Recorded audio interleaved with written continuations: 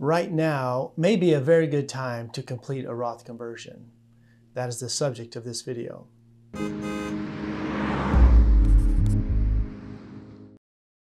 Hey, welcome back to another episode of the Financial Fast Lane. My name is Lane Martinson. So why is right now possibly a very good time to complete a Roth conversion? First, let's talk about why we would even want to do a Roth conversion. Okay, so most retirees, most people that are saving for retirement, they do so in tax-deferred accounts, right? So like your 401k at work, or you may have a TSP or a 457. You might have a SEP IRA or a simple IRA. There's many different types of qualified retirement accounts, but they have something in common, and that is that when you make a contribution, you get a tax deduction, meaning that the money you put in is not taxed, right? And then once that money is in that tax-deferred account, an IRA or a 401k, that money grows tax-deferred, which is nice and wonderful. But in retirement, when you start to take funds out to live on, all of the gains, all of the contributions, 100% will be taxed at whatever the tax rates happen to be. This gives a lot of people a lot of concern because there's what we call tax rate risk. So if we look at our tax rates, it may feel like taxes are high, but historically speaking, our taxes are actually historically low. If we go back in time, our top marginal tax bracket, the highest it's ever been was 94%. So that was at the peak of World War II. And that was the top tax bracket. But even the lower income brackets were really high, 60%, 50%. And so we've had really high taxes in the past. And even through like the decade of the 70s, top tax bracket was 70%. Today, the top tax bracket is 37%. When we look at it, taxes really are historically low.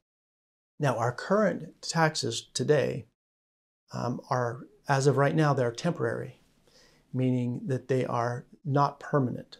So what that means is if you're in the 22% tax bracket today, come January 1st, 2026, that is going to automatically go up to 25%. If you're in the 24% tax bracket today, that is going to be going up to 28%. And so in the very least case, we know that taxes will be higher in the future. And many people believe that taxes will be probably considerably higher than that as we move down the road because of our huge national debt and deficits. We're approaching $30 trillion, unprecedented amount of debt. As interest rates start to rise, we're spending right now almost $400 billion a year on interest on the national debt. Just think about that for a minute. $400 billion just to interest on the debt. And interest rates are incredibly low, right? So as interest rates start to tick up, that could easily balloon into $1 trillion, $2 trillion just in interest on the debt. And so we have some real challenges down the road. And so there may be some significant pressure for taxes to be higher. And if most of the retirement accounts, which is in the trillions, if you look at all the tax-deferred IRAs and 401ks, it's a very large number. And the tax rates on that money can simply change depending on what the tax rates of the country are. And so it creates a real tax rate risk if all of your money is tax deferred, because you may not be able to spend as much as you think you'll be able to spend in retirement. And so that's why Roth conversions or Roth accounts have become very popular, and Roth conversions. But when you do a Roth conversion, you got to be wise, because you can certainly make mistakes and end up paying more in tax. So it's going to depend on your income level. and you want to do tax bracket management and make sure that you're taking advantage of lower tax brackets, and that you don't bump yourself up into the higher brackets. It's usually going to be a multi-year strategy to convert. Why might right now be a good time to do a Roth conversion? Well, it's very much going to depend on your situation, right? And it will be different for everyone. Another good time to do Roth conversions is when the market is down. And so recently we've had a lot of volatility in the market. So if your IRA is down, that's an ideal time to convert some to Roth, because you're converting an amount that now when the market rebounds, all that growth is tax-free. And so you're able to really leverage the market being down.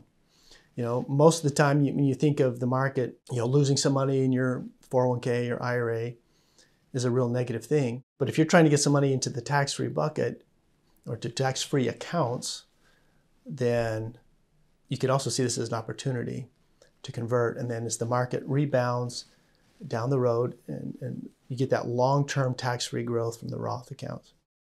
So, you know, money in the Roth is after-tax money, but then the growth is always tax-free, and it comes out tax-free in retirement. There are no required minimum distributions that you have to worry about, and you have much more flexibility with a Roth account. And you have more predictability. And that's really the big thing. Because if you have a certain amount of money in a Roth, you know what you've got. And it's much easier to plan.